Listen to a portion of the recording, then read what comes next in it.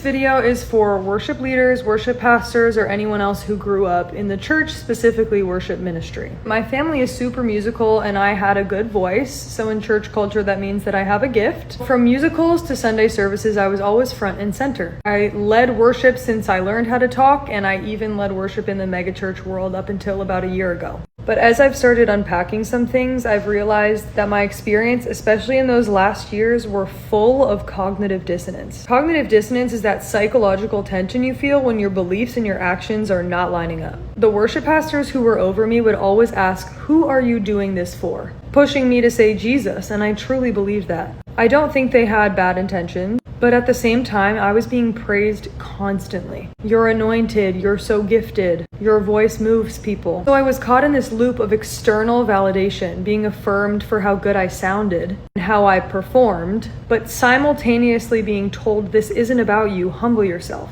This messaging is extremely confusing, especially for a young person whose identity formation is still in process. I was rehearsing worship, which feels really weird to say in the same sentence now, performing under stage lights, receiving praise from hundreds of people, but told to detach from all of that emotionally. I was being conditioned to disassociate from the very real experience of being seen, because acknowledging that somehow made me less spiritual or arrogant in some way.